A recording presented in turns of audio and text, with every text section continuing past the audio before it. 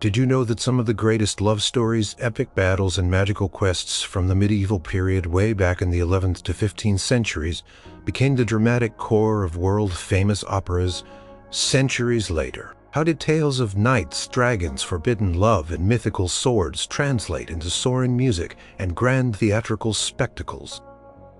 What timeless power did these old stories hold that compelled brilliant composers to bring them to life on stage? Number 8.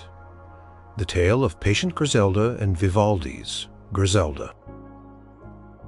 The story of Patient Griselda has roots reaching back deep into the medieval literary landscape.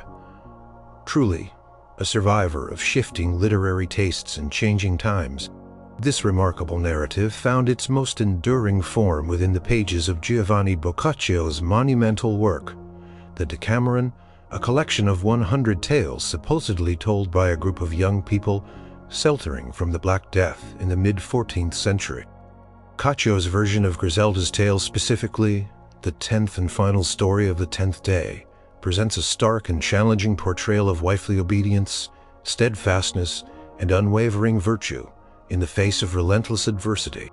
The core of the Griselda story revolves around a marquis named Gualtieri, a powerful and noble lord who lives in Saluzzo. Gualtieri is a man of significant standing, but he has no wife, and consequently no heir. His subjects, worried about the continuity of his rule, pressure him to marry. Gualtieri, with a somewhat detached and experimental attitude, decides he will choose a wife, not from the nobility, but from the common folk, believing that true virtue can be found anywhere, and that he will be less bound by social expectation.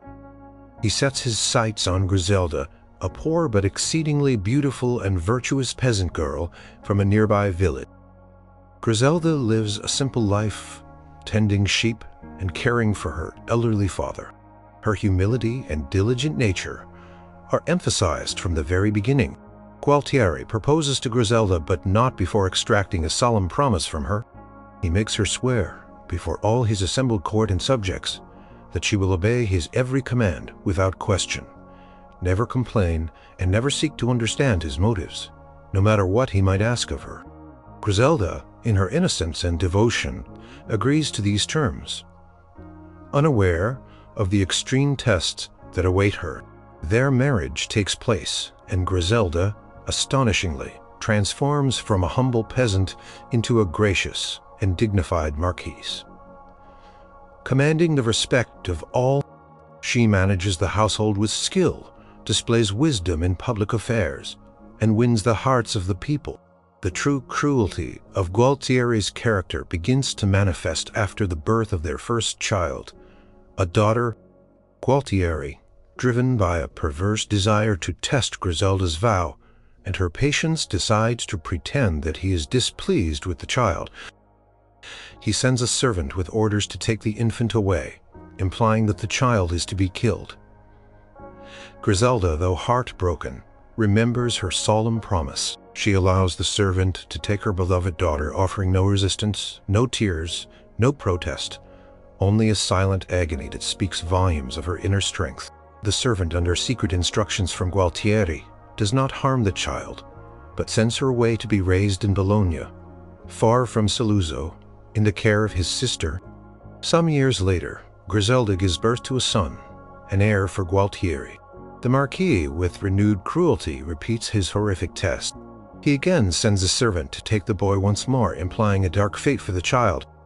Griselda endures this second agonizing loss with the same stoicism, the same silent submission, her promise holding firm. She allows her son to be taken, believing him lost forever, just as her daughter was. Both children are sent away, raised in secrecy and luxury unknown to their mother.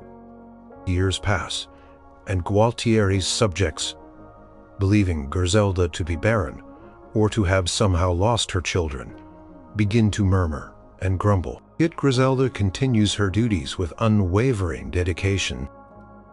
Gualtieri, not content with merely taking her children, decides on a final, ultimate test that would break any ordinary person.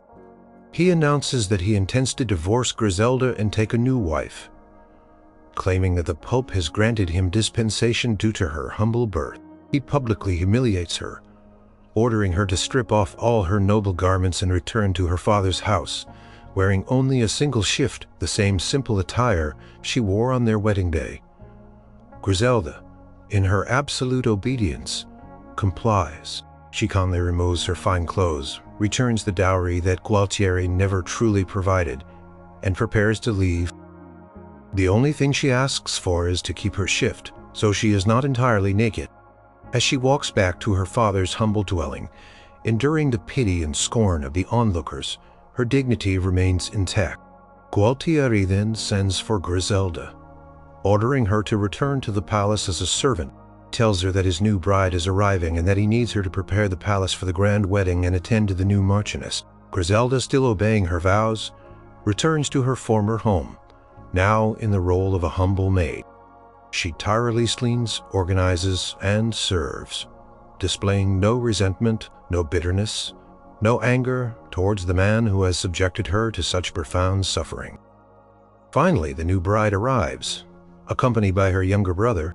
Griselda, seeing them, praises their beauty and grace, preparing for the marriage ceremony. It is at this moment, when Griselda's patience and devotion have been stretched to their absolute breaking point, that Gualtieri reveals the truth. The new bride is, in fact, their daughter, and the brother is their son.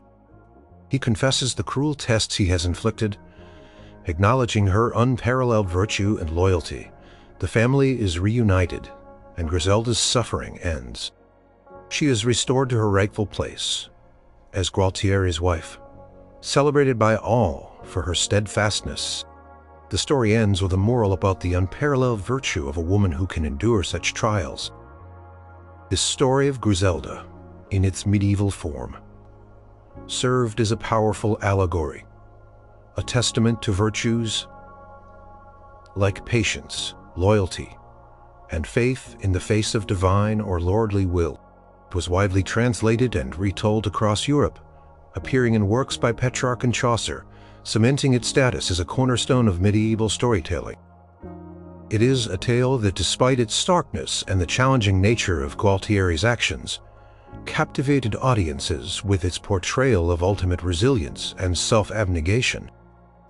Centuries later, in the early 18th century, as opera was flourishing as a dominant art form, composers looked to a wide array of sources for their dramatic narratives, from classical mythology to historical events. The enduring power of the Griselda story, with its intense emotional arc and clear-cut characters, made it an appealing subject for operatic treatment. Antonio Vivaldi, the Venetian master of the Baroque period, known primarily for his instrumental concertos, also composed a significant number of operas. His Griselda, which premiered in Venice in 1735, stands as a prime example of his dramatic prowess and the Baroque era's fascination. With extreme emotional states and virtuous heroines, Vivaldi's Griselda is an opera seria, a genre characterized by its serious subject matter, often drawn from history or classical legend, its highly stylized music, and its focus on vocal virtuosity through arias.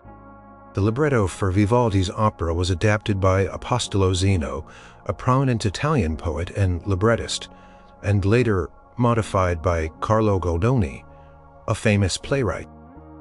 While based on Boccaccio's tale, the operatic adaptation naturally introduced elements typical of the Baroque stage, including subplots,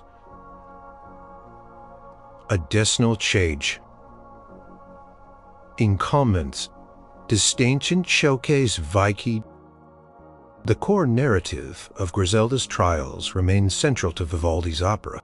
The opera begins with the premise that Gualtieri, the king of Thessaly, in this version, has married Griselda, a shepherdess, much to the displeasure of his nobility. This immediate tension sets the stage for the tests to come. The first act establishes Griselda's humble origins and her unwavering devotion to her husband, who is portrayed as deeply loving yet compelled by his subjects' demands to demonstrate her worth. The introduction of Ottona, a scorned suitor of Griselda who still desires her, adds a layer of conventional operatic conflict. Ottone actively conspires against Griselda, making her trials even more acute and providing opportunities for dramatic confrontations. One significant change from the original tale is the character of Costanza, Griselda's daughter. In the opera, Costanza appears as a young woman who arrives at court, having been raised in secrecy, not knowing her true parentage. She is in love with Roberto, Gualtiero's younger brother. Gualtiero, as part of his elaborate deception, claims that he will marry Costanza, further tormenting Griselda. This allows for a rich interplay of mistaken identities, unrequited love, and the pathos of a mother unknowingly preparing for her own daughter's marriage to her husband. This is a classic operatic trope that allows for more duets, ensembles, and arias expressing complex emotion. Vivaldi's music brings Griselda's character to life with remarkable depth. Her arias, often characterized by their lyrical beauty and expressive ornaments, convey her quiet suffering, her steadfast resolve, and her enduring love. For instance, in the famous aria Agitata da due venti, agitated by two winds, sung by Costanza, not Griselda, it showcases Vivaldi's flair for dramatic coloratura, representing the stormy emotional turmoil of a character caught between love and duty. While this is not Griselda's aria, it reflects the intense emotional landscape of the opera. Griselda's arias, like Come Ogni Gelida, as Every Icy, are often characterized by a more introspective and mournful quality, reflecting her stoicism and pain. The emotional climax of the opera, much like the medieval romance, centers on Griselda's absolute obedience, even when stripped of her position and told to return to her humble life. The scene where she prepares for Gualtiero's supposed new wedding, diligently arranging everything despite her heartache, is particularly poignant. The music captures her internal struggle and her unwavering commitment to her vows. The final reveal, when Gualtiero discloses the truth about their children and Griselda is restored to her position, is presented as a moment of great joy and dramatic resolution, often accompanied by a celebratory chorus. Vivaldi's Griselda also expands on the motivations of Gualtiero. While still acting cruelly, his actions are sometimes framed by his love for Griselda and his desire to prove her virtue to his skeptical court, rather than pure caprice, as in Boccaccio. This adds a layer of complexity to his character, making him less of a villain and more of a flawed, testing figure. The opera, through its elaborate musical structure and dramatic conventions, transformed a stark medieval parable into a vibrant Baroque spectacle, feting the power of loyalty, the endurance of love, and the triumph of virtue. The opera's enduring popularity and revivals demonstrates the timeless appeal. Griselda's story, a tale of extraordinary resilience that continues to resonate centuries after its medieval inception. Number 7. Chrétien de Troyes' Lancelot, the Knight of the Cart, and Chansons le Roi are fous. The Arthurian legends, a sprawling collection of myths, romances, and historical traditions, form one of the richest bodies of medieval literature, inspiring countless works across centuries. Among the most influential contributors to this vast cycle was Chrétien de Troyes, a French poet active in the late 12th century. His romances are considered foundational texts of Arthurian literature, shaping the characters and narratives that would become iconic.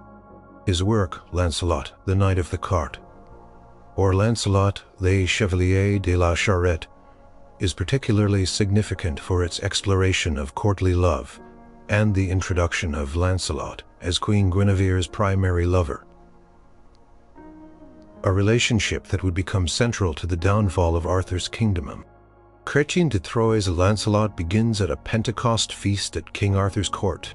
As the festivities unfold, a mysterious and arrogant knight Meleagant appears. He challenges Arthur's court, claiming to hold several of Arthur's subjects captive in his remote, inescapable kingdom, and he offers to release them if a knight of Arthur's court dares to rescue them.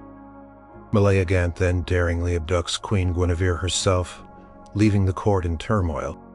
Arthur is enraged and deeply distressed by the abduction of his queen. Sir Kay, Arthur's seneschal, rashly volunteers to rescue the queen, but he is known for his boastfulness and lack of success in such ventures. Lancelot, who is not explicitly named at the beginning, but whose presence is keenly felt, is consumed by despair at Guinevere's capture. He eventually sets out in pursuit, driven by an overwhelming love for the queen. His quest is not easy. He encounters numerous challenges and moral dilemmas that test his commitment and loyalty. A pivotal moment in the romance and the origin of its title occurs early in Lancelot's pursuit. His horse collapses, leaving him stranded. He encounters a dwarf, driving a cart which in medieval times was a vehicle used to transport criminals to execution or public shame. The dwarf offers Lancelot a ride, but there is a moment of hesitation. Riding in such a cart is a public humiliation, a sign of disgrace for a knight. Lancelot hesitates for 2 steps before climbing into the cart, putting his love for Guinevere above his knightly honor and reputation. This brief hesitation, however, would later be held against him by Guinevere herself, a testament to the stringent and often contradictory codes of courtly love. Lancelot's journey to rescue Guinevere is filled with trials. He fights numerous opponents, overcomes magical obstacles, and demonstrates extraordinary bravery and skill. He enters Meleagant's seemingly impenetrable kingdom, which is guarded by various enchantments and difficult crossings, including a perilous sword bridge, a razor-sharp blade spanning a chasm. Lancelot, despite suffering severe injuries, successfully crosses the bridge, driven by his singular devotion to Guinevere. Upon reaching Meleagant's stronghold, Lancelot finds Guinevere. However, their reunion is not straightforward. Guinevere, aware of Lancelot's hesitation regarding the cart, initially snubs him, treating him coldly despite his immense sacrifices. This rejection devastates Lancelot, who is nearly driven to suicide. Eventually, through the intervention of a lady of the court, Guinevere reveals her true feelings, and their love is confessed and consummated. This illicit affair, born of a rescue mission, forms the core of their tragic romance. The romance continues with Lancelot's capture by Meleagant through treachery and his subsequent imprisonment. Despite being imprisoned, Lancelot escapes to participate in a tournament where he displays incredible prowess, fighting anonymously and then revealing himself. He returns to his captivity and is eventually rescued by a loyal lady. The story concludes with Lancelot's final decisive combat with Meleagant, in which he ultimately defeats his adversary, establishing his undisputed mastery, and proving his unwavering devotion to Guinevere. Chrétien de Troyes' portrayal of Lancelot is complex. He's the epitome of the courtly lover, capable of extraordinary feats of heroism, but also deeply flawed by his illicit passion and his adherence to the demanding codes of courtly love. His submission to Guinevere's will, even in her moments of unfairness, defines his character. This romance, unfinished by Chrétien himself and completed by Godefroy de Laigne, became a foundational text for the Lancelot Grail cycle, greatly influencing later medieval writers and shaping the narrative of Arthur's downfall. Due to the adultery of his queen and his greatest knight, the detailed psychological exploration of love, duty, and honor made it a rich source of inspiration for future artists. Centuries after Chrétien de Troyes penned his groundbreaking romance, the Arthurian legends continued to capture the imagination of artists. In the late 19th century, as the Romantic movement in music reached its peak and composers sought out grand narratives, Ernest Chausson, a French composer, turned to the Arthurian cycle for his magnum opus, the opera Le Roi, Arthus. Composed between 1886 and 1895, Chausson's opera delves into the tragic final chapters of the Arthurian myth, focusing specifically on the unraveling of King Arthur's realm due to the forbidden love between Comeditor Yenlabi Chansons les Rois, Arthus, is a grand opera in 3 acts, deeply influenced by the musical dramas of Richard Wagner. It reflects the late Romantic style, characterized by lush orchestration, rich harmonies, and leitmotifs, recurring musical themes associated with specific characters, objects, or ideas. The libretto, written by Chausson himself, compresses the vast Arthurian narrative into a focused drama that highlights the themes of loyalty, betrayal, and the inexorable march of fate. The opera opens by setting the stage for the imminent catastrophe. Arthur, the noble and idealized king, is unaware of the betrayal festering within his court. Lancelot and Guinevere are already deeply embroiled in their illicit affair. The conflict is quickly established. Lancelot is torn between his devotion to his king and his passionate love for the queen. Guinevere, driven by her love, pushes Lancelot to abandon his loyalties and challenges his hesitations. The first act establishes the idyllic yet fragile peace of Camelot. Arthur speaks of the glory of the Round Table and his noble knights. However, the whispers of Lancelot and Guinevere's secret begin to surface.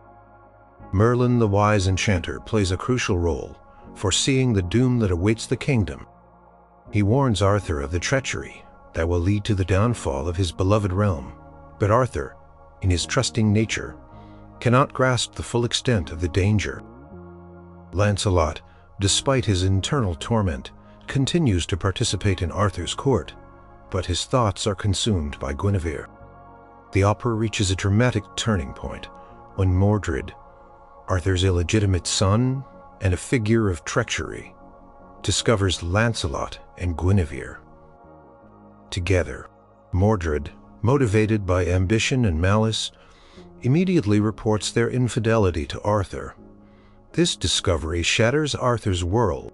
His idealized vision of his kingdom and his most trusted knight crumbles before his eyes. The king, a figure of unwavering moral rectitude, is devastated not just by the betrayal of his wife, but by the betrayal of Lancelot, whom he considers a son and his most valiant champion. The opera then moves towards inevitable conflict. Lancelot and Guinevere flee Camelot, and the Round Table is plunged into civil war. Lancelot, once Arthur's finest knight, is now his adversary. Battles ensue, depicting the tragic destruction of a noble order from within. Chausson's music vividly portrays these conflicts with martial themes and dramatic orchestral passages. A poignant moment in the opera is Guinevere's fate. Overwhelmed by guilt and despair, Guinevere retreats to a convent. She understands the immense damage her actions have caused and chooses to take her own life drinking poison rather than face the consequences or endure the anguish of her betrayal. This dramatic resolution for Guinevere is a powerful operatic invention. Underscoring the tragic dimensions of her love, the final act depicts the climactic battle between Arthur's forces and Lancelot's followers. Lancelot, severely wounded, is eventually overcome. Arthur, despite his profound pain and rage, finds himself incapable of delivering a fatal blow to his former friend. Instead, he orders his men to spare Lancelot's life. However, Lancelot, consumed by guilt and the weight of his actions, chooses to die. Praying for forgiveness and seeking atonement, his death is presented as a tragic, self-sacrificing act, bringing a semblance of peace to his tormented soul. The opera concludes with Arthur alone amidst the ruins of his kingdom and the graves of his fallen knights, including Lancelot. The Round Table is broken, and its noble ideals are shattered. Merlin appears to Arthur, guiding him to the mystical barge that will take him to Avalon, a place of rest and healing. The opera ends not with a grand triumph, but with a profound sense of loss and the quiet, almost spiritual, departure of a king who embodied the best of human aspirations but could not escape the tragic consequences of human failings. Chausson's Le Roi Arthus, by drawing deeply from the heart of the Arthurian romances, especially the Lancelot-Guinevere narrative, offers a powerful musical interprome comedy. Number 6.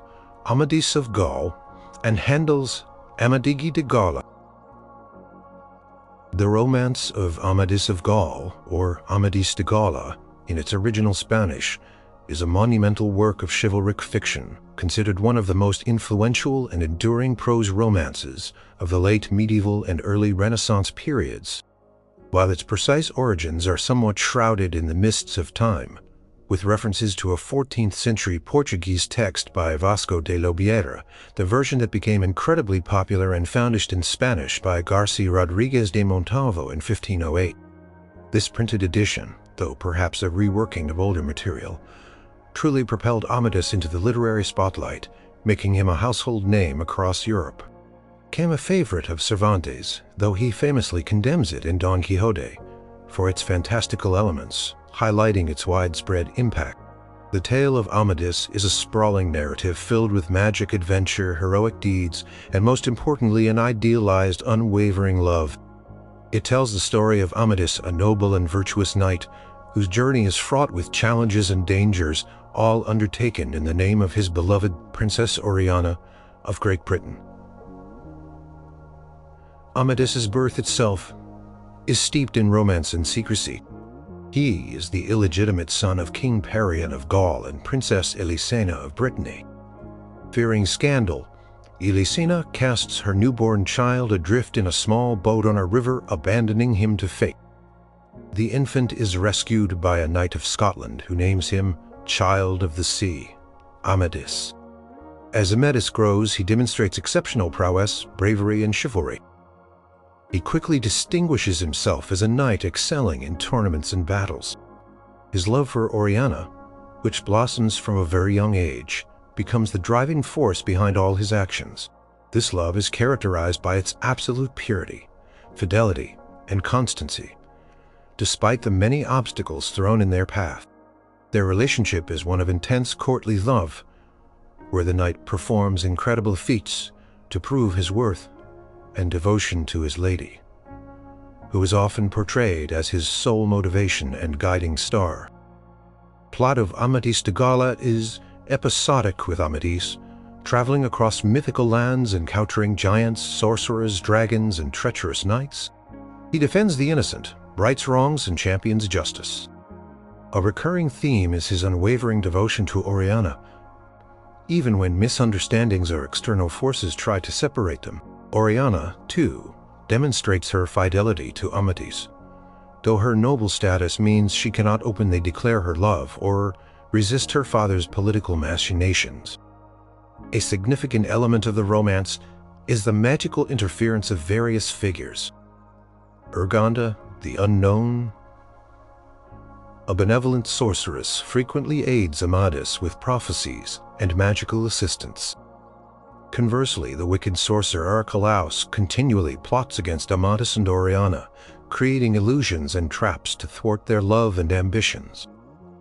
These magical elements enhance the fantastical nature of the narrative, making it more than just a tale of martial prowess, but also a battle between good and evil, fate and free will. One of the most famous episodes involves Amadis's voluntary self-exile to the poor rock or Firm Island. Insula Firm. Oriana, misled by a false message, believes Amadis has been unfaithful and sends him a cruel letter dismissing him. Devastated, Amadis, who calls himself Beltenebros, the fair forlorn, retreats to a desolate island where he endures immense physical and emotional suffering in solitude. This act of extreme suffering and self-punishment is a quintessential representation of courtly love, where the lover must prove his sincerity through trials of the heart as much as trials of strength. Only after his innocence is proven does Oriana send for him, and they are reaffirmed, their love reaffirmed.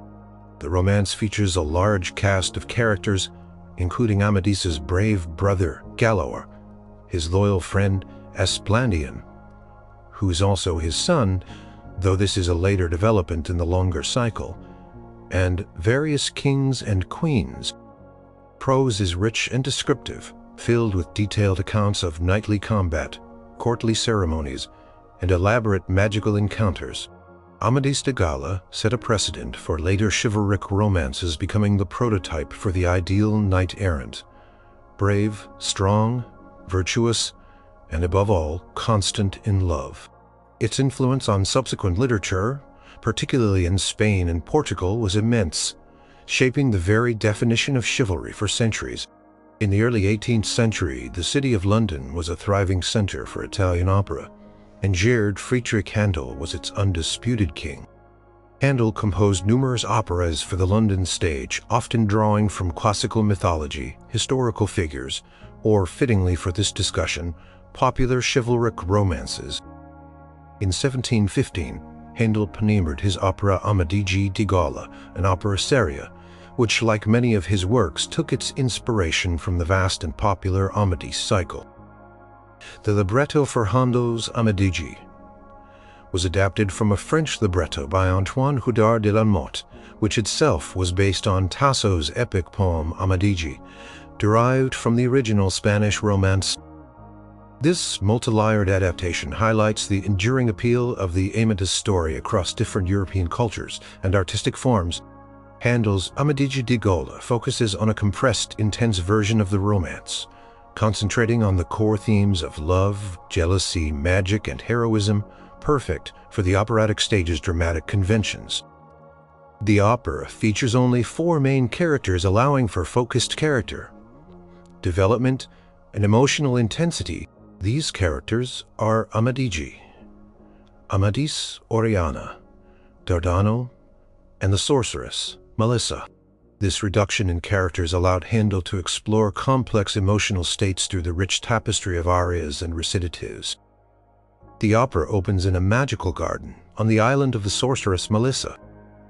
Melissa is deeply in love with Amadigi, but his heart belongs solely to Oriana. Melissa's unrequited love drives much of the opera's conflict.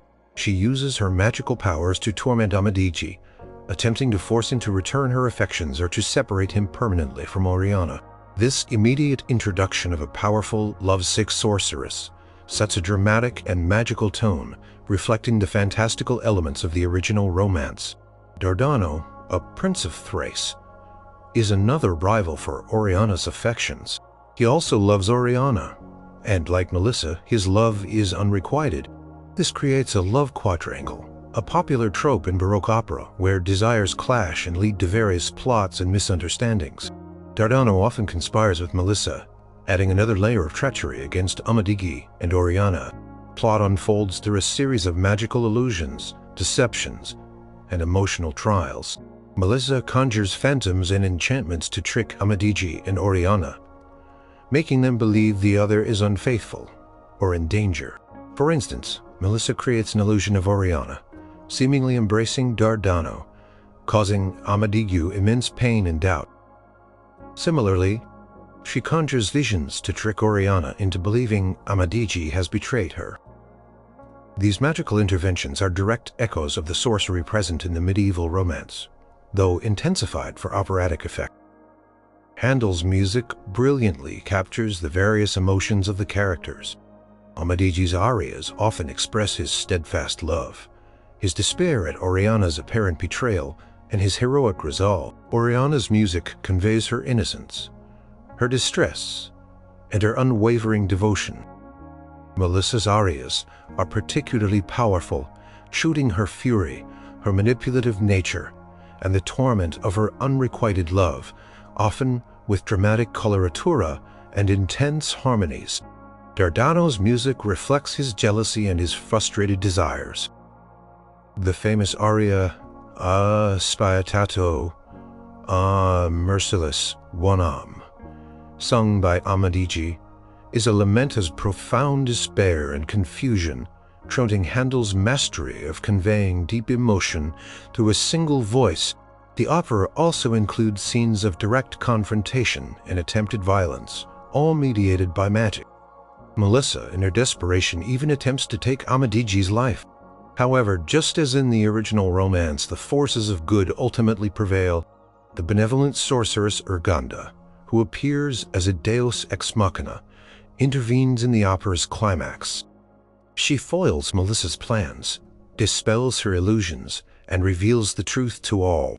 Melissa, defeated and heartbroken, is left to confront the consequences of her actions. In some versions, she tragically perishes from grief or rage. The opera concludes with the triumphant reunion of Amadigi and Oriana. Their love, having endured countless trials, is celebrated, and the forces of good prevail over the forces of darkness and deception.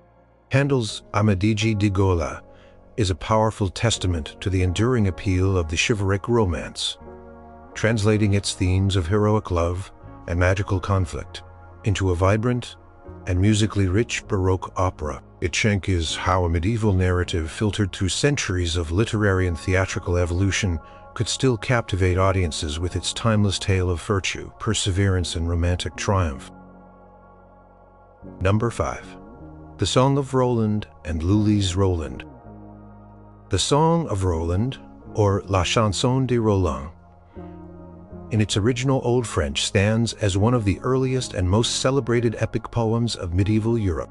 Dating from the late 11th century, it is a foundational text of French literature and a quintessential example of the chanson de geste, or song of deeds, a genre of epic poetry that glorified heroic exploits, often set against a backdrop of military conflict and religious fervor. The poem recounts a fictionalized version of the Battle of Roncevaux Pass in 778, where the rearguard of Charlemagne's army was ambushed by Basques.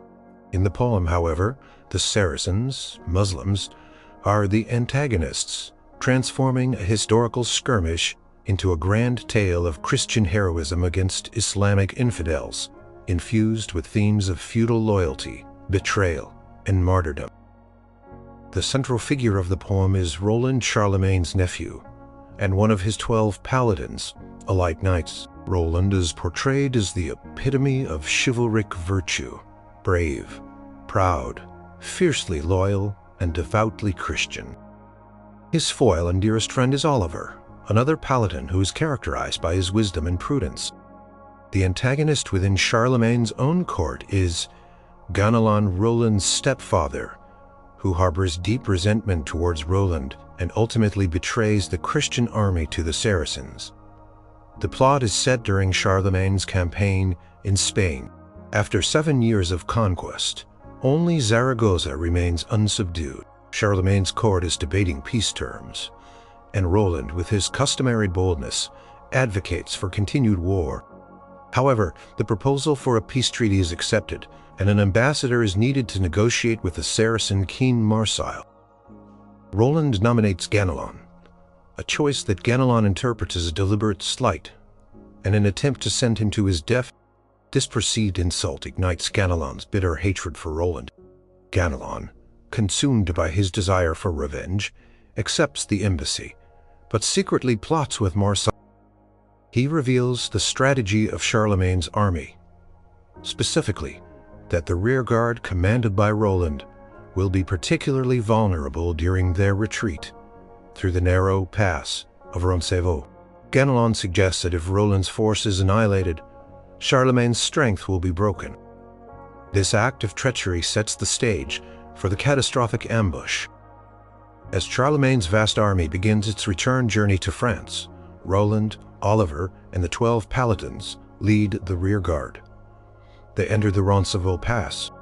Oliver, observing the vast Saracen army gathering, immediately recognizes the overwhelming odds and urges Roland to blow his olifant, a horn made from an elephant tusk, to summon Charlemagne's main army for help. Roland, however, refuses, driven by his immense pride and a desire to prove the valor of his knights without assistance. He believes that summoning help would bring dishonor upon himself and his knights. This fatal flaw, his hubris, seals their fate. The Saracen attack is swift and brutal. Christian rearguard fights with astonishing bravery, inflicting heavy losses on the enemy, but they are vastly outnumbered. One by one, the paladins fall. Roland fights with legendary ferocity. Oliver, critically wounded, repeatedly implores Roland to sound the olifant, emphasizing the need for reinforcements. Only when almost all of his men are dead, and Oliver himself is dying, does Roland finally yield to despair and blow the olifant? He blows it with such strength that his temples burst, a testament to his agonizing struggle and supreme effort. Charlemagne, many miles away, hears the faint sound of Roland's horn. Guided by his wisdom and the loyal Archbishop Turpin, he realizes that Roland and his men are in dire trouble, and immediately turns his army back towards Roncevaux. However, by the time Charlemagne's army arrives, it is too late. The battle is over. Roland, mortally wounded, dies on a hill overlooking the battlefield, facing Spain, extending his gauntlet to God, signifying his feudal loyalty to his divine lord. He dies a martyr, his soul carried to paradise by angels. Poem continues with Charlemagne's pursuit and defeat of the Saracen forces, and the subsequent trial and execution of Ganelon for his treason. Poem culminates in Charlemagne's return to France, his grief for Roland, and the ongoing struggle against infidels. The Chanson de Roland is not merely an account of battle. It is a profound exploration of medieval ideals, feudal allegiance to one's lord, the importance of honor and reputation, unwavering religious faith, and the concept of martyrdom in a holy war.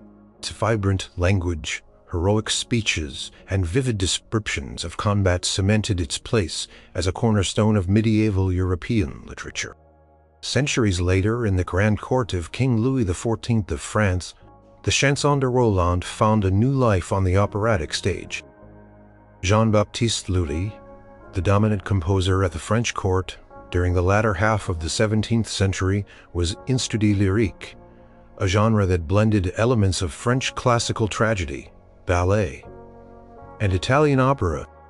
Lully's Roland, which premiered in 1685, draws inspiration from Ariosto's Orlando Furioso, a Renaissance epic, but the underlying source of the character Roland, Orlando in Italian, and his heroic lineage is undeniably Benedial Chant de Roland. While Ariosto's poem is an important intermediary, Lully's work carries the weight of the medieval epic's heroic tradition. Lully's Roland is a 5-act opera, with a prologue characteristic of French Baroque opera, usually praising the king. The libretto was written by Philippe Quinault, Lully's frequent collaborator, who skillfully adapted elements of Ariosto's sprawling narrative to fit the more constrained and focused structure of tragédie lyrique. Unlike the medieval chanson, which focuses on Roland's heroic death, in battle, Lully's opera delves into Roland's personal struggles, particularly his madness due to unrequited love, a central theme in Ariosto. However, the foundational heroic stature of Roland and his place within the Charlemagne cycle stems directly from the medieval epic. The opera opens not on a battlefield, but in a pastoral setting where the shepherdess Angelique, Angelica, is in love with Medor, a Saracen knight. Roland, Orlando, the great paladin of Charlemagne, is passionately in love with Angelique. But his love is unrequited. This immediate shift in focus from martial prowess to romantic torment is a significant departure from the chanson, reflecting the tastes of the Baroque court and the Ariosto source. However, Roland's identity as Charlemagne's heroic nephew, the very embodiment of chivalry, is directly inherited from the medieval poem, providing the tragic contrast for his emotional downfall. The central conflict of the opera revolves around Roland's desperate attempts to win Angelique's love, and his growing frustration as she continually rejects him in favor of Medor. Roland's heroic reputation and his status as a legendary warrior are juxtaposed with his vulnerability and helplessness in matters of the heart. This dramatic tension allows for rich character development and emotional depth. The plot thickens as Angelique and Medor, fearing Roland's wrath, decide to flee. They engrave their names and declarations of love on trees and rocks throughout the enchanted garden. Roland, in his pursuit, discovers these inscriptions. The sight of Angelique's name intertwined with Medor's, accompanied by poetic verses of their love, shatters his sanity. This pivotal scene, often referred to as the Madness of Roland, is the emotional core of the opera. Lully's music powerfully depicts Roland's descent into madness. The opera features a celebrated Sami sleep scene where Roland falls into a magical slumber. After awakening and discovering the truth, his rage and grief are expressed through a series of wild and disjointed musical passages, arias that break from conventional structures, and dramatic recitatives that convey his utter mental breakdown. The orchestra, with its percussive effects and turbulent harmonies, reflects the chaos within Roland's mind. This musical portrayal of madness was a groundbreaking achievement in Baroque opera. Allowing for extreme emotional expression, the opera also includes magical elements similar to those in the broader Amati cycle from which Ariosto drew. Logistile, a benevolent sorceress, eventually intervenes. She appears and restores Roland's sanity, not by granting him love, but by reminding him of his knightly duty and his glorious past. This intervention serves to pull Roland back from the brink, allowing him to regain his heroic identity. The opera concludes with Roland, his sanity restored, re-embracing his identity as a great warrior and recognizing that his true calling lies in valor and duty, not in unrequited love. He vows to return to the battlefield, ready to resume his heroic feats for Charlemagne. While the ending differs dramatically from the medieval chanson, Roland does not die heroically but recovers his honor. Lully's Roland captures the essence of a hero's struggle, influenced by a tradition that began with the epic medieval poem. It presents a fascinating example of how a character born from a medieval epic of war and martyrdom could be reimagined for a Baroque stage, exploring themes of love and psychological turmoil, yet still retaining the core heroic identity established centuries earlier. Lully's Roland is a landmark in French opera, celebrated for its dramatic power, its innovative use of music to convey emotion, and its transformation of a medieval hero into a compelling figure of Baroque tragedy. Number 4. The Nibelungenlied in Wagner's Der Ring des Nibelungen. The Nibelungenlied, or the Song of the Nibelungs, is an epic poem composed in Middle High German, dating from around the early 13th century. It stands as one of the most significant works of German medieval literature, comparable in cultural impact to the Iliad for ancient Greece, or the Chanson de Roland for France. The poem weaves together ancient Germanic heroic sagas, myths, and historical events from the migration period roughly 4th to 6th centuries AD, transforming them into a grand narrative of love, betrayal, vengeance, and the inexorable march of fate. Its themes and characters have resonated deeply within German culture for centuries, becoming a wellspring for later artists and thinkers. The Nibelungenlied is broadly divided into two main parts. The first part introduces Siegfried, a heroic prince of Xanten, renowned for his immense strength, courage, and almost supernatural abilities. He possesses a magical cloak that grants him invisibility and immense strength, and he has slain a dragon bathing in its blood to become invulnerable save for a single spot on his back, left unprotected by a falling leaf. He also possesses the vast treasure of the Nibelungs, cursed gold acquired through a previous victory. Siegfried travels to Worms, the capital of the Burgundian kingdom, to woo the beautiful Princess Kriemhild, sister of King Gunther.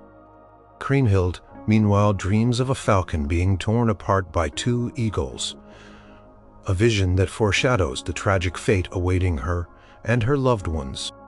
Siegfried, with his heroic deeds and meted-out presence, wins Kriemhild's affection, and they marry.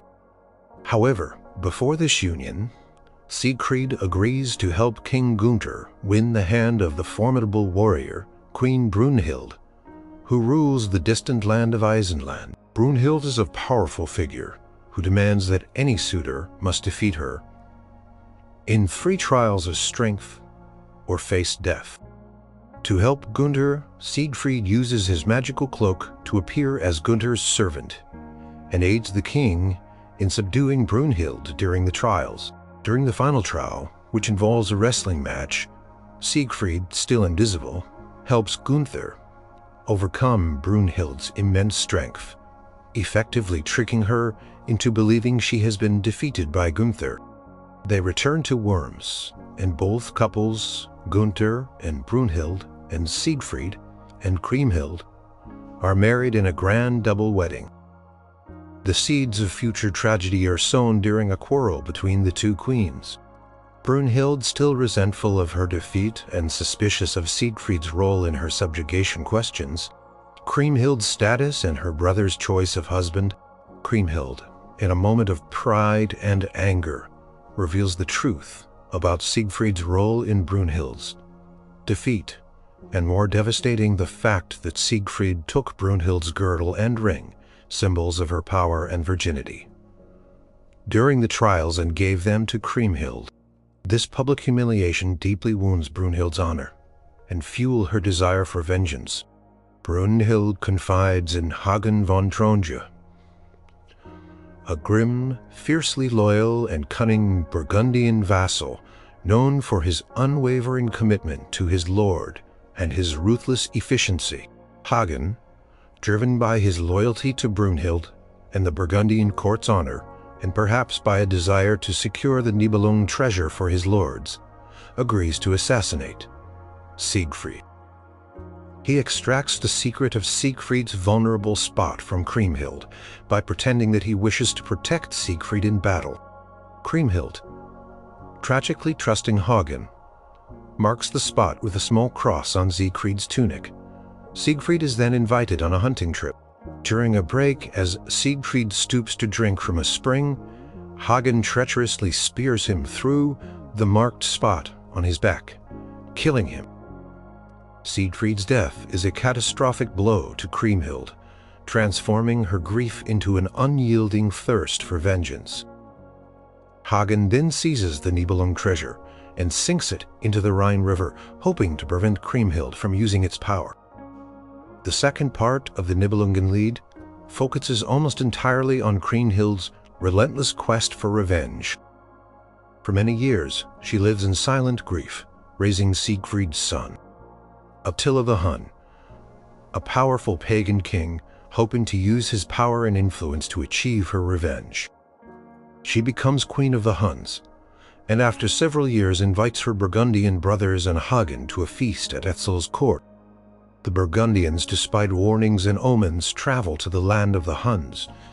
Led by Gunther and Hagen, the journey is fraught with tension, and the encounter at Etzel's court quickly descends into a bloody massacre. Kriemhild orchestrates the slaughter of her brothers and their retinue, determined to avenge Siegfried's death and reclaim the Nibelung treasure. The Nibelungenlied describes a horrific, prolonged battle as the Burgundians, though outnumbered, fight with desperate courage, led by Hagen. In the end, Gunther and Hagen are the last surviving Burgundians. Kriemhild, confronting Hagen, demands to know the location of the Nibelung treasure. Hagen, with defiant loyalty, refuses to reveal its secret, stating that he has sworn an oath not to reveal it as long as his lords, Gunther and his brothers, live. Kriemhild then personally beheads her brother Gunther, and bringing his head to Hagen, demands the treasure's location once more. Hagen still refuses, proclaiming that no one but God, and he, knows the secret.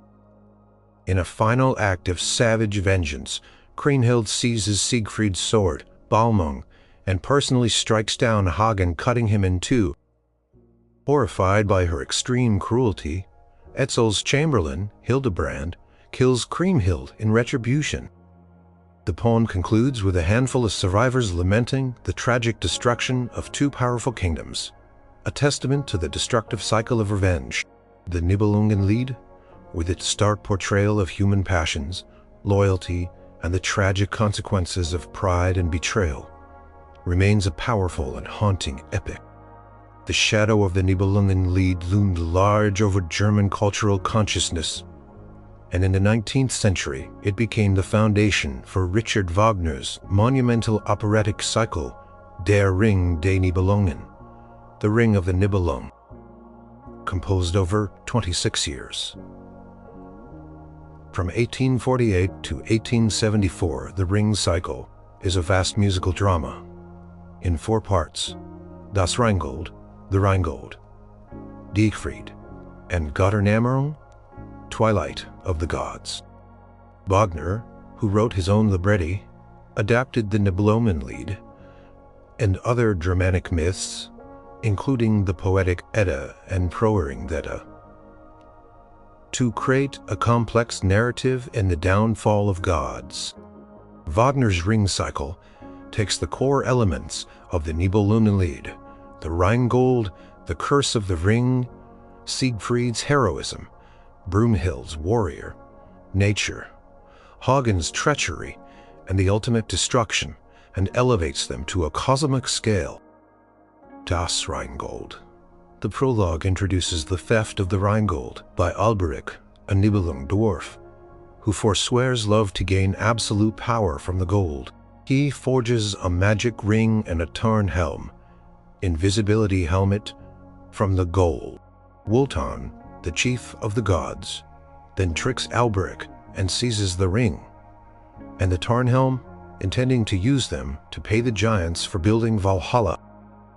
Alberic, in his rage, places a terrible curse on the ring. Whoever possesses it will be consumed by fear and death. This establishes the central magical object and the curse that drives the entire cycle, a concept distinct from the Nibelungenlied's treasure, which is cursed in a more general sense of bringing ruin. Die Walküre introduces the tragic love story of the Walsung twins Siegmund and Sieglinde, who are not present in the Nibelungenlied. Their illicit love is a symbol of natural human passion against divine law. Wotan's daughter, the Valkyrie Brunhilde, defies her father's command to allow Siegmund to die in battle. Out of sympathy for his noble love, for this disobedience, Wotan punishes Brunhilde by stripping her of her divinity and condemning her to sleep on a rock, surrounded by magic fire, to be awakened only by a fearless hero. This is a dramatic reimagining of Brunhilde's character, making her a goddess and a tragic figure of sacrifice. Siegfried, the third opera, directly draws from the Nibelungenlied's heroic narrative. Albeit with significant changes, Siegfried, the son of Sigmund and Sieglinde, is raised in the wilderness by Mime, Alberic's brother. He is portrayed as a fearless, innocent hero. Siegfried forges his father's shattered sword. Nothung slays the dragon Fafnir, who had tried the ring, and bathes in the dragon's blood, though in Wagner, a taste of the blood gives him the ability to understand birdsong, which guides him. He acquires the ring and the Tarnhelm. Guided by the bird, he finds Brunhilde sleeping on her fiery rock and awakens her, breaking the spell. Their love blossoms, and Brunhilde, now a mortal woman, gives herself to Siegfried. Götterdämmerung, the final opera, is the direct operatic parallel to the Nibelungenlied's second part, focusing on the downfall and revenge. Siegfried leaves Brunhilde and journeys to the Gibichung kingdom, ruled by Gunther and his sister, Gudrun, who are descendants of the Nibelungenlied's Gunther and Kriemhild, respectively.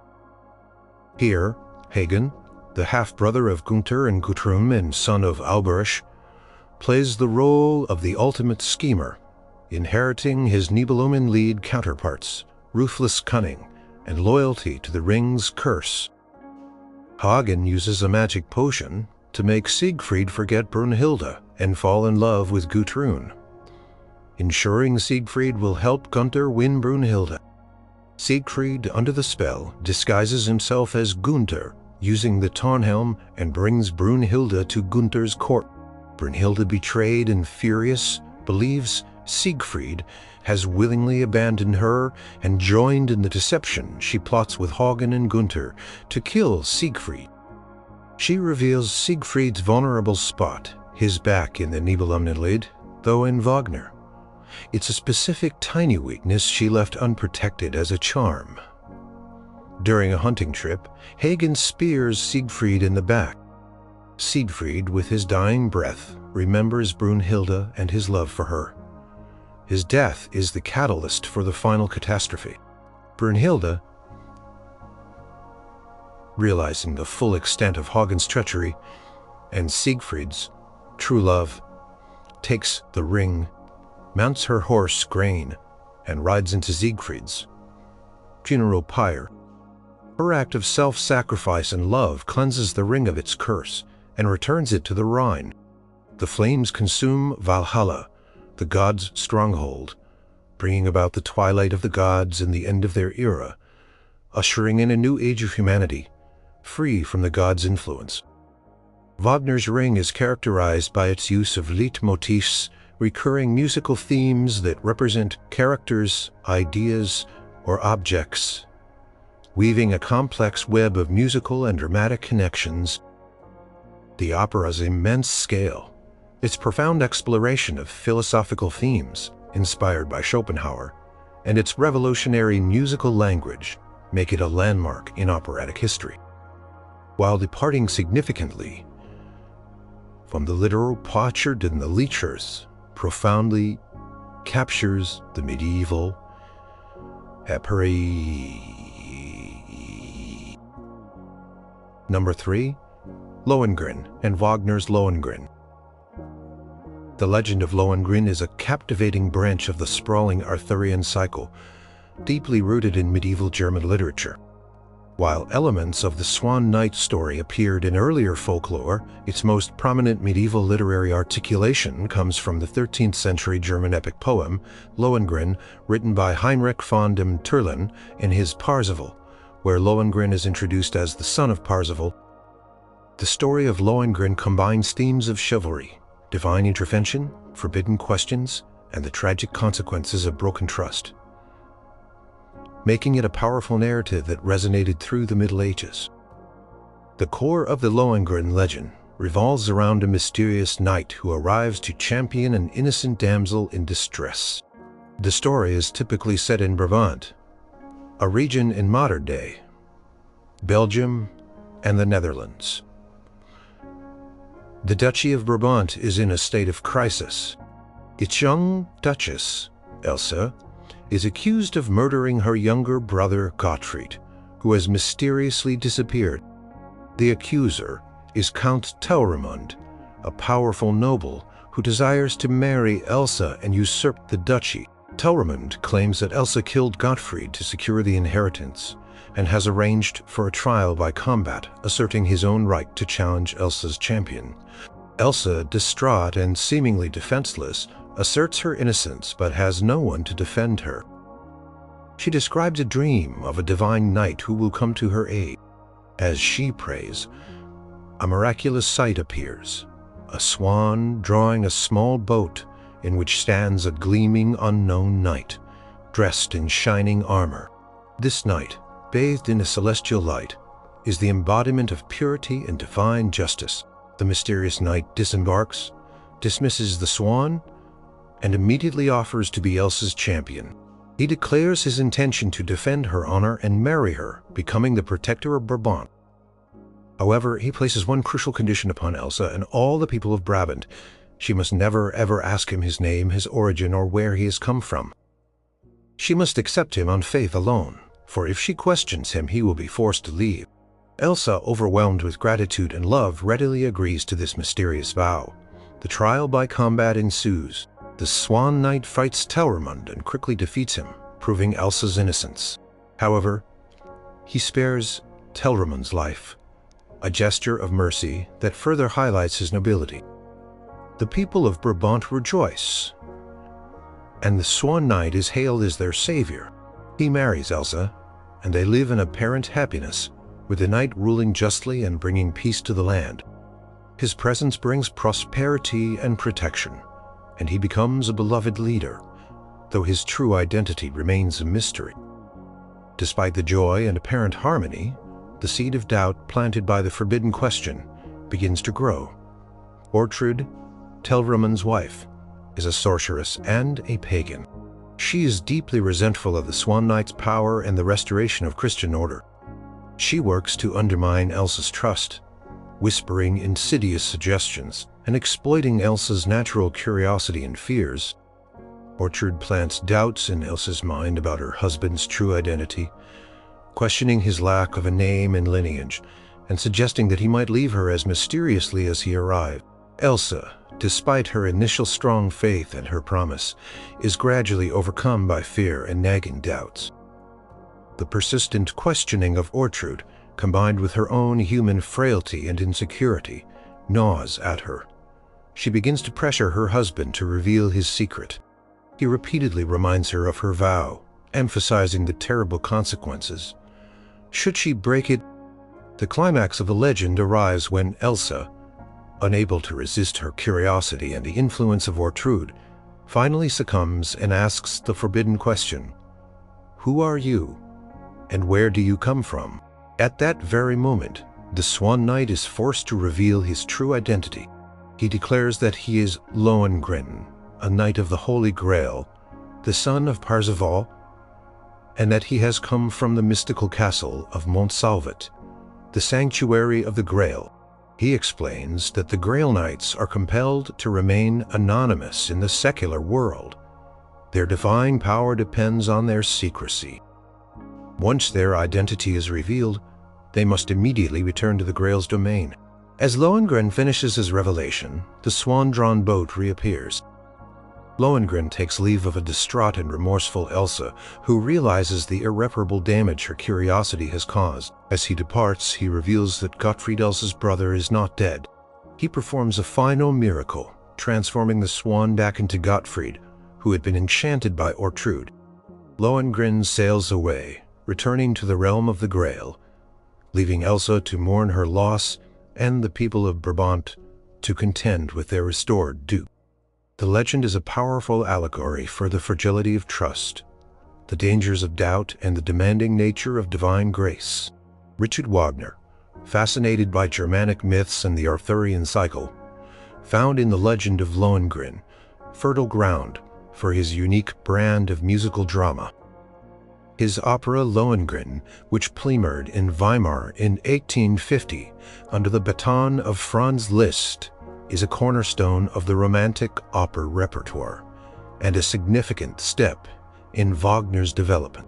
Wagner, as was his practice, wrote his own libretto, drawing directly from the medieval German poem and other versions of the Swan Knight legend, but infusing it with his own dramatic and philosophical interpretation. Wagner's Lohengrin is a three-act opera that largely adheres to the plot of the medieval legend, while amplifying its emotional intensity and symbolic weight through his revolutionary music. The opera opens in Brabant with the dramatic accusation of Elsa by Telramund and Ortrud. King Henry the Fowler, a historical German king, presides over the trial by combat, calling upon Elsa to name her champion. Elsa's entrance and her prayer for a divine champion are set to some of Wagner's most ethereal and beautiful music, including the famous Elsa's Dream aria. The arrival of Lohengrin, majestically drawn by a swan, is one of opera's most iconic and visually stunning moments, accompanied by the shimmering, almost otherworldly swan motif in the orchestra. Lohengrin's condition, the forbidden question, is clearly articulated, and Elsa's promise is made with fervent devotion. The first act culminates in Lohengrin's triumph over Telramund in single combat, followed by the joyous celebration of the people and the betrothal of Lohengrin and Elsa. Wagner's music here is full of soaring melodies and triumphant choruses, reflecting the overwhelming joy and hope brought by Lohengrin's arrival. The second act shifts focus to the machinations of Ortrud and Telramund. Stripped of his honor, Telramund is easily manipulated by his vengeful wife. Ortrud, a powerful and sinister character, attempts to sow doubt in Elsa's mind, playing on her curiosity and insecurity. Ortrud's music is often dark and dissonant, contrasting sharply with the bright, pure themes associated with Lohengrin and Elsa. She exploits Elsa's vulnerability, particularly in their famous nocturnal encounter outside the minster, where Ortrud feigns repentance and persuades a sympathetic Elsa to let her into the palace. Inside, Ortrud subtly plants seeds of doubt about Lohengrin's origins.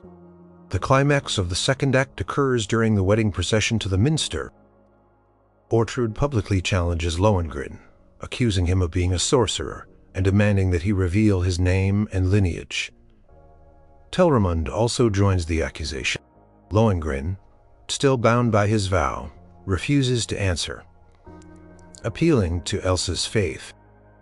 Elsa, however, is visibly shaken by the public challenge, and Ortrud's relentless psychological torment.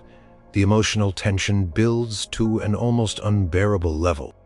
The third act opens with the famous bridal chorus, popularly known as "Here Comes the Bride," leading to the private wedding chamber of Lohengrin and Elsa. Despite the earlier public confrontation, Lohengrin hopes that their love will be enough to overcome Elsa's doubts. However, the seeds of distrust planted by Ortrud have taken root. Elsa, tormented by the unspoken question and haunted by fear, finally breaks her promise. In a moment of weakness, she asks Lohengrin the forbidden question. With a heavy heart, Lohengrin reveals his true identity as a knight of the Holy Grail, the son of Parzival. From Montsalvat, the swan reappears and Lohengrin prepares to depart. Before leaving, he reveals that Gottfried, Elsa's brother, was enchanted by Ortrud and returns him to human form as in the legend. He offers final, sorrowful farewells, lamenting the broken trust that forces him to leave the woman he loves and the people he has served. Elsa collapses in despair as Lohengrin departs, her folly leading to tragic separation. Wagner's Lohengrin is a masterwork of musical storytelling, utilizing leitmotifs, soaring lyrical lines, and dramatic orchestral effects to convey the emotional depths of the story. The opera explores themes of faith versus doubt, the nature of divine power, and the fragility of human trust. It transforms a medieval legend into a profound romantic drama where the supernatural meets human frailty, and the consequences of a single broken promise reverberate with tragic force. Number 2. Parzival by Wolfram von Eschenbach and Wagner's Parsifal. Wolfram von Eschenbach's Parzival, composed in the early 13th century, is one of the greatest and most complex epic poems of the German Middle Ages. It is a monumental work, a sprawling narrative that combines elements of Arthurian romance, the Grail legend, and a deep exploration of spiritual and moral themes. Unlike Chrétien de Troyes, the story of the Grail, Wolfram's Parzival provides a complete and profoundly spiritual journey. For its hero becoming the definitive German virtuosic, the poem begins not with Parzival but with his father Ganurit, a brave and adventurous knight who seeks fame and fortune in the East, ultimately marrying Queen Herzeloid of Wales. Ganurit, however, is a restless soul who eventually leaves to continue his chivalric exploits and dies in battle, leaving Herzeloid, a pregnant widow, grieving and determined to protect her son from the perils of the knightly world that claimed his father. Herzeloid raises Parzival in isolated innocence, in the wilderness, shielding him from any knowledge of chivalry, weapons, or courtly life. Parzival grows up as a naive and simple young man, ignorant of the world. Beyond his forest home, one day he encounters a group of knights in shining armor. Captivated by their appearance, he mistakes them for angels. Inspired by their majestic presence, he resolves to leave his mother and seek out King Arthur's court to become a knight. Herzeloid, heartbroken but unable to deter him, dresses him in fool's clothing, hoping his appearance will deter others from taking him seriously or that he will quickly tire of the world.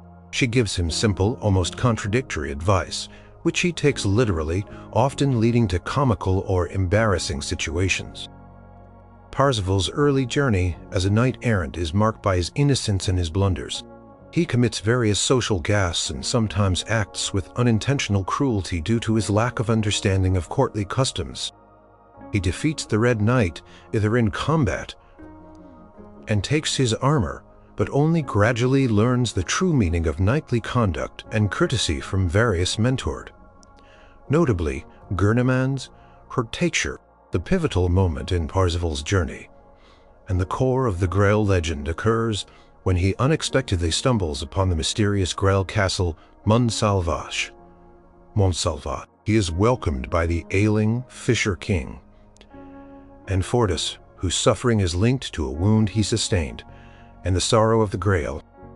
During a wondrous feast, Parzival witnesses the procession of the Grail, a sacred stone, and other holy relics which bring sustenance and healing.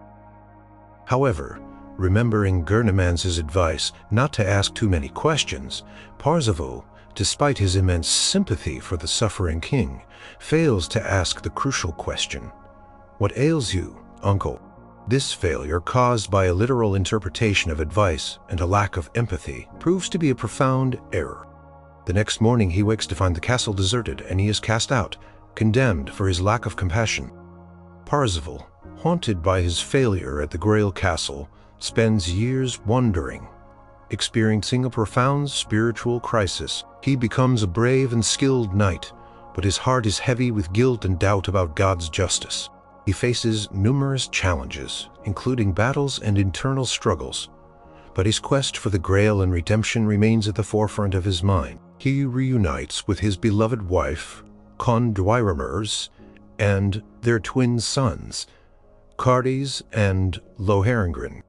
His spiritual journey intensifies when he encounters a hermit Trevisan, who reveals himself to be his uncle. Trevisan, through a long and detailed theological discussion, explains the nature of the Grail, its divine power, the suffering of Enfortus, and the grave error Parzival made by failing to ask the question. Trevisan teaches Parzival about humility, compassion, and the true meaning of faith and repentance. Parzival learns that true chivalry is not just about physical prowess, but also about spiritual purity, empathy, and seeking divine grace. After years of spiritual growth and renewed resolve, Parzival is finally deemed worthy to return to the Grail Castle. He asks the healing question, and Enfortus is cured, freed from his suffering. Parzival becomes the new Grail King, ushering in an era of healing and spiritual renewal. Wolfram's Parzival is not just an adventure story. It is a profound exploration of human failing, the search for spiritual enlightenment, the tension between earthly chivalry and divine grace, and the jotting power of empathy. Its rich language, intricate symbolism, and deep psychological insights made it a literary masterpiece of its time. Richard Wagner, deeply drawn to the spiritual and mythological dimensions of medieval German narratives, turned to Wolfram von Eschenbach's Parzival for his final and most complex operatic work, Parsifal. Composed between 1877 and 1882 and premiered in Bayreuth in 1882, Parsifal is not merely an opera, but a Bühnenweihfestival play, a term coined by Wagner himself, reflecting its profoundly sacred and ritualistic character. Wagner took the core elements of Wolfram's poem, particularly the suffering of the Grail King and the quest for the innocent fool, and transformed them into a meditative and deeply symbolic musical drama that explores themes of redemption, compassion, and spiritual enlightenment. Wagner's Parsifal is a three-act opera with a libretto written by the composer. While it largely follows the narrative arc of Wolfram's poem, Wagner streamlines the plot, focusing intensely on the pièce temps, and introduces his own unique theological and psychophil. The atmosphere is one of solemnity. Montsalvat, the atmosphere is one of solemnity and suffering. Enfortus, the Grail King, is afflicted by an unhealing wound, both physical and spiritual. This wound was inflicted by Klingsor, a sorcerer who, having failed to achieve purity to join the Grail Knights, castrated himself, and now seeks to destroy the Grail community through temptation and corruption. Klingsor's magic garden, filled with seductive flower maidens, lures knights away from their vows. Enfortus was wounded by his own holy spear, stolen by Klingsor, when he succumbed to the temptation of Kundry, a mysterious woman who serves both the Grail and Klingsor. The Grail Knights are in despair, longing for a redeemer. Prophecy states that only a pure fool enlightened by compassion can heal Amfortas and restore the Grail. Kundry is a complex character in Wagner's Parsifal. Far more central and active than in Wolfram's poem, she is a cursed figure compelled to serve Klingsor's evil deeds, but also drawn to the Grail community, suffering eternally for having laughed at Christ on the cross. Her music often expresses her tormented duality. Parsifal, the innocent fool, enters the scene. He is a young man, ignorant of his past, and the world much like Wolfram's hero. He shoots a sacred swan, an act of unthinking cruelty in the Grail realm. Gurnemans, an old and wise Grail Knight, scolds Parsifal for his heedless action and brings him to the Grail Temple to observe the sacred ritual. During the Grail ceremony, Parsifal witnesses Amfortas' suffering and the sacred ritual of the Grail. However, true to his pure fool nature, he does not understand what he sees or feels. He stands motionless, asking no questions, only registering confusion. When asked if he understood what he saw, he simply shakes his head. Gurnemans, frustrated by Parsifal's apparent lack of comprehension, casts him out of the castle. This failure to ask the question, as in Wolfram, is the crucial moment of Parsifal's initial inadequacy. The second act transports the audience to Klingsor's magical garden, a place of seductive beauty and dangerous temptation. Klingsor summons Kundry, forcing her to tempt Parsifal. Parsifal enters this enchanted realm, where he is surrounded by the enchanting flower maidens who try to seduce him. He resists their charms. Kundry then appears transformed into a beautiful, alluring woman. She tries to seduce Parsifal, revealing his past, including his mother's death, and giving him a passionate kiss. This kiss is Parsifal's moment of enlightenment. It is not just a kiss of temptation, but a moment of profound realization. He suddenly feels Amfortas' suffering and understands the nature of temptation and sin, and how it afflicted the Grail King. He realizes the meaning of the wound and the agony of compassion. He rejects Kundry, proclaiming her a source of sin and suffering, and she, in a fit of rage, curses him to wander aimlessly and never find the Grail. Klingsor, enraged by Parsifal's resistance, hurls the sacred spear at him. Miraculously, the spear stops in midair about Parsifal's head. Parsifal seizes it, making the sign of the cross, which causes Klingsor's magic castle and garden to collapse into ruins. Kundry falls lifelessly. Parsifal, now holding the holy spear, begins his long journey back to the Grail castle, having acquired the crucial knowledge and compassion needed for his quest. The third act finds Parsifal, now a weary but enlightened wanderer, returning to the Grail realm years later on Good Friday. He encounters Gurnemans, now an old man, and the repentant Kundry. Parsifal baptizes Kundry, who finally finds peace. He heals Kundry's eternal suffering with a touch representing a powerful act of compassion. He is then led back to the Grail castle, bringing with him the holy spear. In the Grail Temple, Amfortas, his suffering unbearable, begs the Grail Knights to end his agony. Parsifal steps forward, touches Amfortas' wound with the spear, and instantly heals him. Parsifal then takes his place as the new Grail King. Kundry, free from her curse, collapses and dies peacefully. The Grail community is renewed, and the opera concludes with a profound sense of redemption, purity, and spiritual transcendence, epitomized by the Grail glowing with light. Wagner's Parsifal is renowned for its sublime music, particularly its use of slow tempi, rich harmonies, and a deeply spiritual atmosphere created by the orchestration and unique leitmotifs. It is a work of immense philosophical and theological weight, profoundly transforming Wolfram von Eschenbach's medieval epic into a unique operatic ritual. It explores complex themes of innocence, guilt, suffering, compassion, and redemption through a blend of myth symbolism, and a revolutionary musical language. Number 1. Tristan and Isolde and Wagner's Tristan und Isolde. The legend of Tristan and Isolde is one of the most enduring and tragic love stories in Western literature, deeply rooted in the medieval period. Origins are complex, drawing from Celtic folklore, oral traditions, and early French and German literary adaptations, while there are numerous versions of the tale, including those by Thomas of Britain, Berulle, and Gottfried von Strasberg. All share a core narrative of forbidden love, inescapable fate, and ultimate sorrow.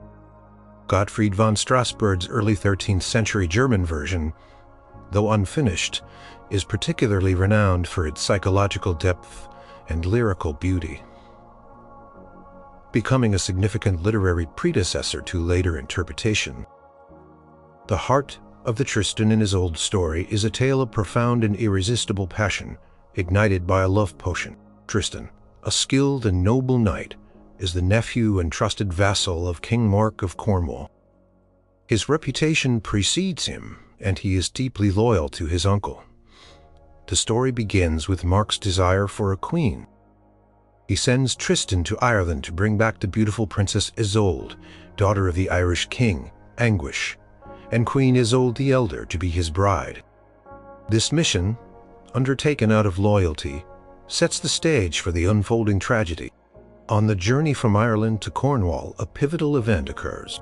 Isolde's maid Brangame, who is loyal and watchful, is tasked with keeping a powerful love potion prepared by Isolde the Elder, safely hidden. This potion was intended for King Mark and Isolde to ensure their mutual love and happiness. However, by a fateful error, or perhaps by design, Tristan and Isolde accidentally drink the potion together. The effects are immediate and overwhelming. They are consumed by an intense, irresistible, and forbidden love for each other. A love that transcends all social norms, duties, and loyalties. The love potion acts as a symbol of their destiny, an external force that binds them irrevocably.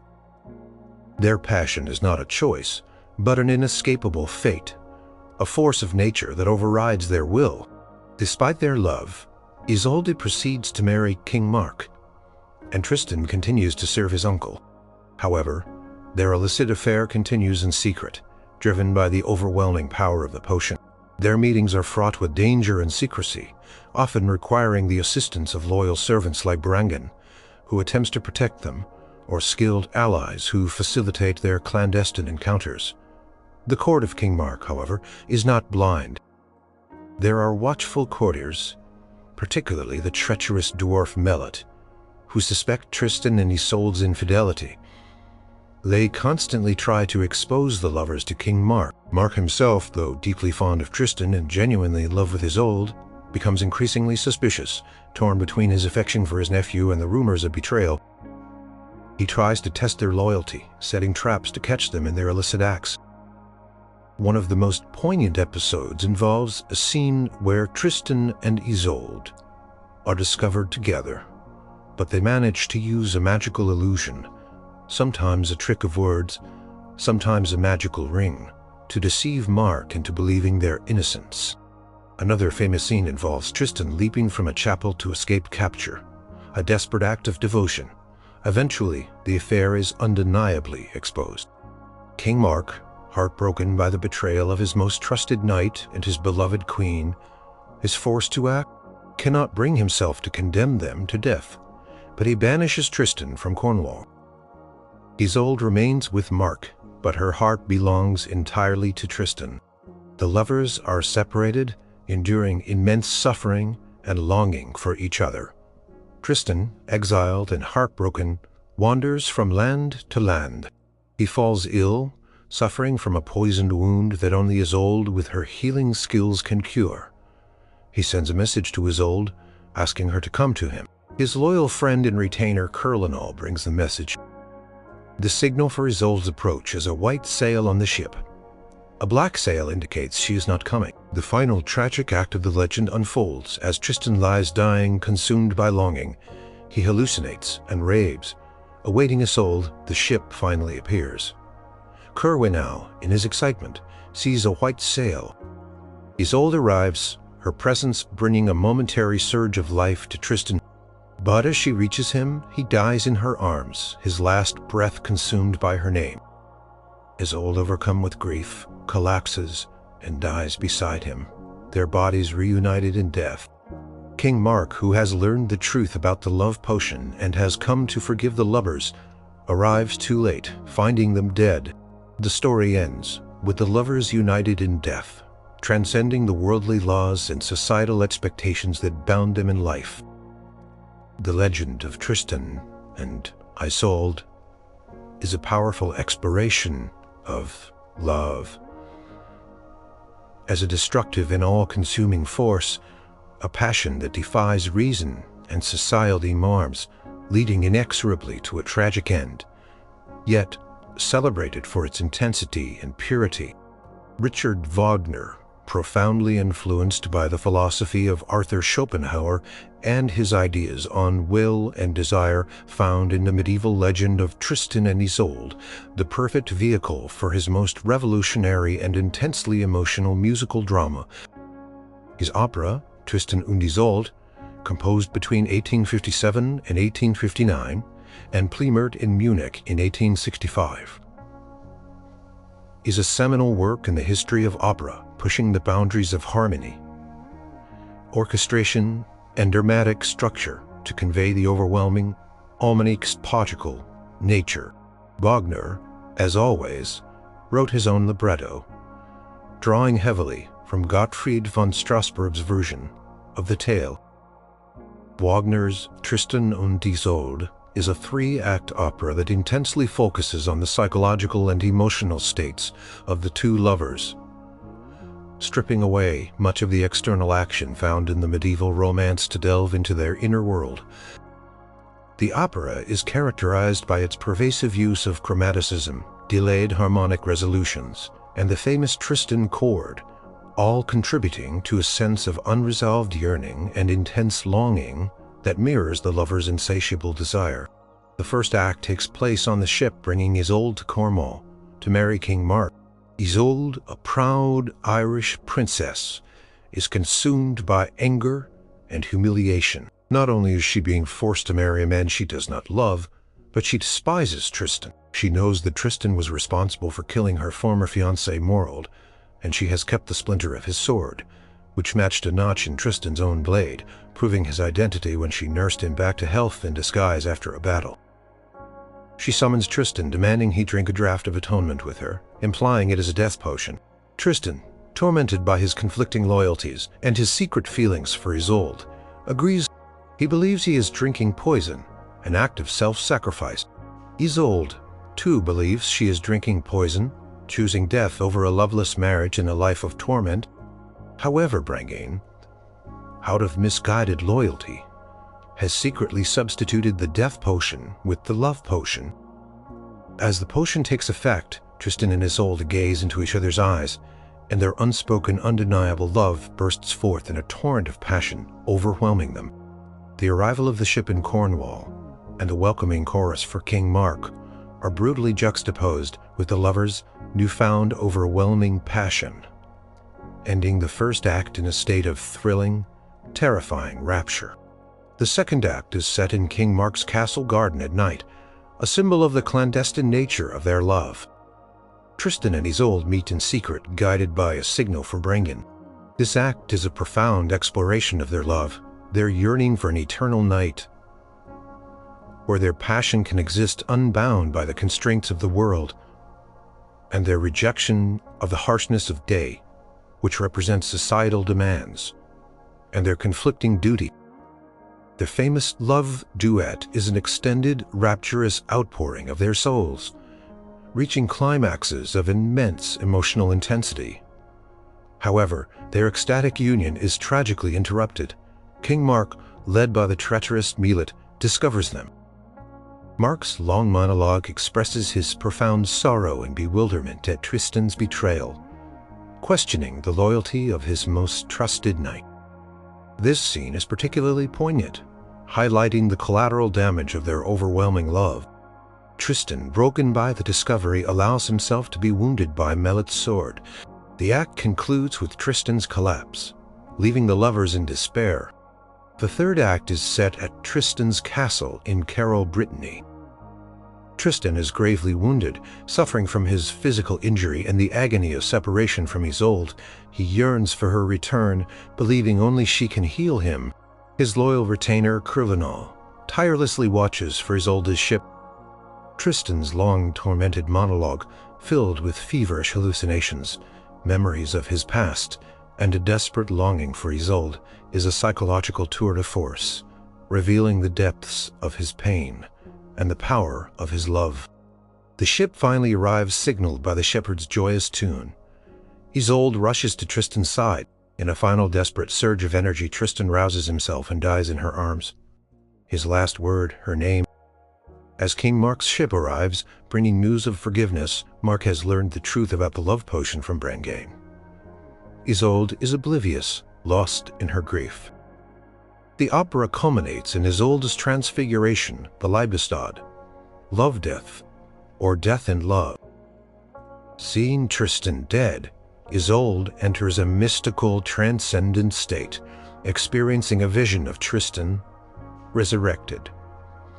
Appearing to her in light and sound, she sings of dissolving into his being, achieving ultimate union in death, a spiritual and physical fusion. Her final notes blend into the orchestral climax as she sinks lifelessly onto Tristan's body.